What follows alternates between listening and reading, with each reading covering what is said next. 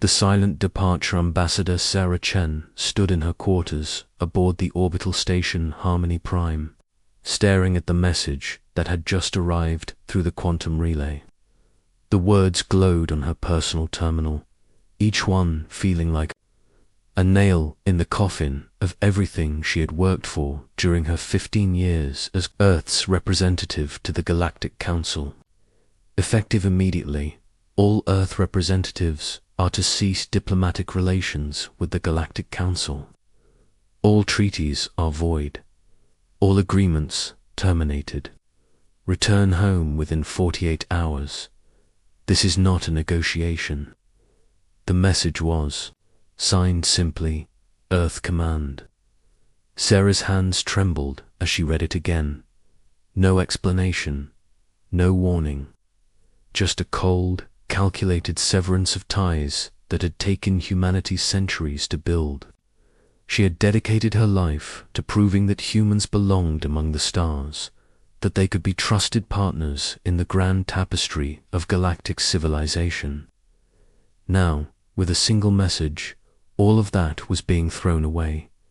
The door chimed, and her aide, Lieutenant Jason Parks, entered with his usual morning briefing. Ambassador, the Zephyrian delegation is requesting a meeting about the mining rights on Kepler-4 for 2B, and the Velthian Trade Minister wants to discuss. He stopped, mid-sentence, when he saw her face. Ma'am, what's wrong? Sarah turned the screen toward him. Jason's face went pale as he read the message. This has to be a mistake, he whispered. Earth wouldn't just abandon everything we've built here. Before Sarah could respond, alarms began, blaring throughout the station. The emergency broadcast system activated, and the voice of Council Chancellor Mordon filled every speaker on Harmony Prime. His usual diplomatic tone was replaced by barely controlled panic. All council members are to report to the emergency assembly chamber immediately. We have received an unprecedented communication from the human homeworld that requires immediate discussion. Sarah and Jason exchanged glances.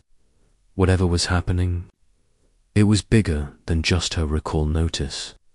They rushed through the corridors of Harmony Prime, passing confused aliens from dozens of species, all murmuring in their native languages about the sudden emergency. The assembly chamber was chaos. Representatives from over 200 species filled the vast amphitheater, their various forms of communication creating a cacophony of sounds, colors, and even chemical signals. Chancellor Morden stood at the central podium, his usually pristine robes disheveled, his forearms gesturing frantically as he tried to restore order. Silence, he commanded, his voice amplified through the translation matrix. We face an unprecedented crisis. The human species has formally withdrawn from all galactic accords. The chamber erupted. Some species cheered, particularly the militant Veilthians, who had always viewed humanity as upstart newcomers. Others, like the peaceful Zephyrians, looked genuinely distressed. The crystalline Arzani began resonating at frequencies that translated to deep concern. Chancellor Morden activated the holographic display at the center of the chamber. A message appeared, transmitted on all galactic frequencies simultaneously. Unlike Sarah's private recall, this was meant for everyone to see. To the Galactic Council and all member species, the message began. Humanity hereby withdraws from all treaties, accords, and agreements with the Galactic Council. We will no longer participate in your debates, follow your regulations, or contribute to your shared projects. Earth and all human colonies are now independent entities. We wish you well in your future endeavors. The message was signed not by any politician or diplomat, but by someone most aliens had never heard of. Admiral Marcus Kane, Earth Defense Command. General Thractor of the Velthian Empire was the first to speak, his massive reptilian form rising from his delegation's section. "This is excellent news," he declared, his voice carrying the confidence of a predator. "The humans were always too unpredictable, too aggressive. Now we can restore proper order to the galaxy." Zexai, the young Zephyrian diplomat, stood with visible distress. His people's blue, translucent skin was flickering with patterns that Sarah recognized as deep worry. "With respect, General Thractor, humanity has been our greatest ally in technological advancement and peaceful exploration. Without their innovations, our deep space missions would be impossible." "Their innovations?" Thractor laughed, a sound like grinding stone. "Clever tricks and reckless experimentation. We managed fine before they arrived, and will manage fine after they're gone." Sarah found herself standing, drawing the attention of the entire assembly. "If I may speak," she said, her voice steady despite the turmoil in her heart. "I've received my recall orders. But I want you all to understand something. Humanity didn't make this decision lightly. We've been asking for equal representation in council decisions for decades. We've watched our colonies get attacked while council fleets were busy with more important matters. We've seen our trade agreements ignored when they didn't benefit the core worlds." Chancellor Morden's expression darkened. "Ambassador Chen, humanity has been granted every courtesy except respect," Sarah interrupted. "We've been treated like dangerous children who need constant supervision. Maybe Earth decided it was time to grow up and leave the family home." She gathered her things and walked toward the exit, Jason following close behind. As they reached the chamber doors, she turned back one last time. "You might want to check your supply lines," she said quietly, "and your communication networks, and your transportation systems. You might be surprised how much humanity has been holding this galaxy together." The doors closed behind them, but Sarah could hear the eruption of panicked voices through the soundproof. She had planted a seed of doubt, and in the coming hours, that seed would grow into a forest of problems. Within 6 hours of humanity's withdrawal announcement, the first systems began failing. The quantum communication network that connected over 1,000 worlds started experiencing mysterious delays and outages. Trade vessels found themselves stranded at jump points that no longer functioned properly. Even the basic life support systems on some council stations began showing signs of instability. Dr. Alina Vasquez sat in her hidden laboratory beneath the surface of Europa, watching the galaxy's infrastructure slowly unravel through her monitoring systems.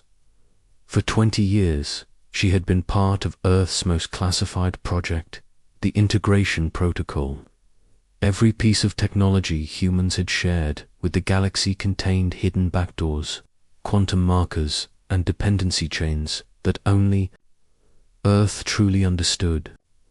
"Status report," came the voice of Admiral Kane through her secure communicator. "Phase 1 complete," Alina replied, her fingers dancing across holographic interfaces. "Critical systems are experiencing degradation as predicted. The Council still thinks these are random failures. How long before they figure it out?" Alina smiled grimly. "They won't. The code is written into the quantum substrate itself. They'd have to rebuild their entire technological base from scratch, and they don't have the foundational knowledge. We made sure of that."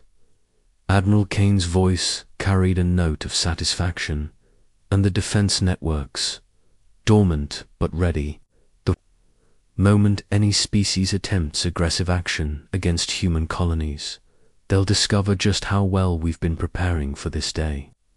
Back on Harmony Prime, the situation was deteriorating rapidly. Council engineers worked frantically to understand why their most advanced systems were failing. But every solution they attempted only seemed to make things worse.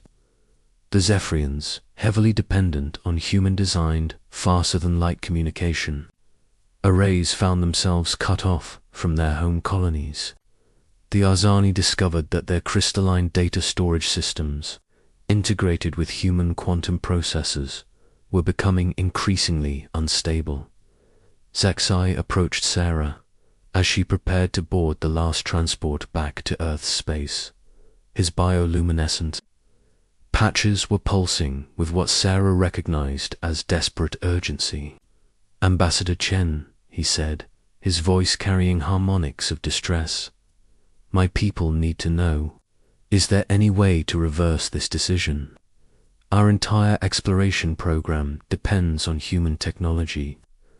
Sarah looked at the young diplomat with genuine sympathy. The Zephyrians had always been humanity's closest allies, sharing their love of discovery and peaceful expansion. "I don't think this is about punishment, Zephyr. I think Earth has decided it's time to find out who our real friends are." She paused, then leaned closer, lowering her voice. "If your people want to maintain relations with humanity, maybe they should consider talking to us directly instead of going through the Council." Zexai's eyes widened with understanding. "Independent treaties." "I didn't say anything," Sarah replied with a slight smile. "But Earth has always valued friendship over politics." As Sarah's transport departed Harmony Prime, she watched the massive space station grow smaller in the viewport. Emergency lights flickered across its surface as engineering teams struggled with cascading system failures. In the distance, she could see Velthian warships already moving toward what they assumed would be defenseless human colonies. General Thractor stood on the bridge of his flagship, the Bone Crusher, reviewing tactical data on human settlements. Without Council protection, these colonies would be easy pickings. The humans had always relied too heavily on diplomacy and technology rather than building proper military strength. He was confident that within a few months, the Velthian Empire would control half of human space. "Admiral," his tactical officer reported, "we're approaching the Titan's Rest colony. No defensive ships detected. The settlement appears to be evacuating." Thractor nodded with satisfaction. As expected, humans run when faced with real warriors. "Prepare boarding parties. We'll claim this colony for the Empire." What General Thractor didn't know was that Dr. Vasquez was watching his approach through sensors he couldn't detect. And Admiral Kane was preparing to teach the galaxy a lesson they would never forget. Asterisk. The reckoning begins. 3 months had passed since Earth's withdrawal from the Galactic Council, and the galaxy was learning the true cost of losing humanity's partnership. Trade routes that had operated smoothly for centuries now experienced constant delays as communication. Networks struggled with mysterious malfunctions. Entire sectors found themselves isolated as jump gate systems designed with human quantum processors began failing one by one. On the Council world of Nexus Prime, Chancellor Morden stood before an emergency assembly, his 4 arms spread wide. In a gesture of helpless frustration, the great amphitheater that once housed representatives from over 200 species now felt empty, with nearly 50 delegations having departed to deal with crises in their home systems. "The situation continues to deteriorate," Morden announced, his voice lacking its usual authority. "Our engineering teams remain baffled by the systemic failures affecting critical infrastructure across Council space. Meanwhile, reports continue to arrive of human colonies simply disappearing." The Arzani representative, her crystalline form resonating with frequencies of deep concern, spoke through the translation matrix. "Chancellor, our data suggests these failures are not random. The quantum signatures indicate deliberate interference. General Thractor rose from his section, his massive reptilian frame scarred from recent battles. The human colonies are not disappearing, he growled. They are being evacuated before we can claim them. It is cowardice, nothing more. Then explain the fate of your 7th Fleet, challenged Zexhai, the young Zephyrian diplomat. His bioluminescent patches flickered, with barely contained emotion. 37 ships vanished without a trace near the former human colony of New Britannia. Thractor's eyes narrowed dangerously. Equipment failures. Space is hostile to those unprepared for its challenges. But Zexhai had been conducting his own investigation. 3 weeks ago, he had quietly approached the human transport vessel that evacuated the diplomatic staff from Harmony Prime. The meeting had been unofficial, technically against Council protocols, but the Zephyrians were desperate. Their exploration fleet had been stranded for 2 months when their human-designed navigation systems mysteriously failed. The human captain, a woman named Elena Vasquez, who claimed to be a technical consultant, had been surprisingly helpful. Within hours of their meeting, the Zephyrian ships found their systems mysteriously restored to full functionality. More importantly, Captain Vasquez had provided Zexhai with a direct communication frequency to Earth Command. If your people are truly interested in maintaining friendship with humanity, she had said, then perhaps it's time to start acting like friends instead of just trading partners. Now, as he watched the Council struggle with cascading failures that somehow never affected Zephyrian systems anymore, Zexhai understood the message. Earth hadn't abandoned the galaxy. They had simply decided to choose their own friends. On the bridge of the stealth vessel Shadow Walker, Admiral Marcus Kane reviewed the tactical situation with quiet satisfaction. For 25 years, he had commanded Earth's most secret military project, a fleet of ships that officially didn't exist, while Earth's diplomats played politics with the Galactic Council. Kane and his crews had been preparing for the day when humanity would need to stand alone. Admiral, reported Commander Sarah Chen, who had transitioned from diplomatic service to military command after her recall from Harmony Prime. The Velthian Third Fleet is approaching the Kepler 438 system. Intelligence suggests they're planning to establish a permanent garrison on the former colony world. Kane studied the holographic display showing the approaching Velthian ships, massive, brutal vessels designed for intimidation and conquest. General Thractor clearly believed that human space was now defenseless territory waiting to be claimed. How many civilians remain on Kepler 438? Kane asked. None, Chen replied. The evacuation was completed 2 weeks ago. The automated systems are maintaining basic infrastructure to avoid suspicion. Kane nodded. Then it's time for General Thractor to learn that humans don't abandon their homes. They simply choose when to defend them. The Velthian Third Fleet dropped out of hyperspace expecting to find a defenseless human colony. Instead, they found what appeared to be an empty system. Sensors showed the colony world's cities still powered and functioning, but no ships, no defenses, no sign of military presence. General Thractor himself led the invasion fleet aboard his new flagship, Conqueror's Pride. His previous vessel, the Bone Crusher, had been mysteriously lost along with his 7th Fleet, but refused to consider any explanation other than equipment failure or cowardice. Deploy landing craft, he ordered. Secure the primary settlements. This world now belongs to the Velthian Empire. The first landing craft had barely entered the planet's atmosphere when space around the Velthian fleet began to ripple. Admiral, Kane's stealth ships, invisible to conventional sensors, dropped their cloaking fields simultaneously.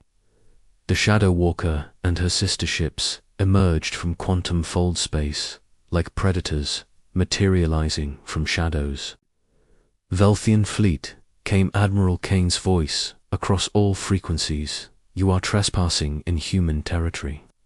Withdraw immediately or face the consequences. Thractor laughed, the sound echoing across his bridge. Humans, finally, you show yourselves. Surrender now, and we will grant you the honor of serving the Empire. Kane's reply was calm, almost conversational. General Thractor, you've made 3 critical errors. First, you assumed humans would abandon their worlds. Second, you believed we were defenseless. Third, you thought we would warn you twice. The Shadow Walker's weapons systems, based on theoretical designs that human scientists had kept classified, for decades, fired once. The energy beam passed through the Conqueror's Pride's shields as if they weren't there, struck the ship's main reactor, and somehow converted the explosion into a controlled implosion. The massive Velthian flagship simply collapsed into itself and vanished.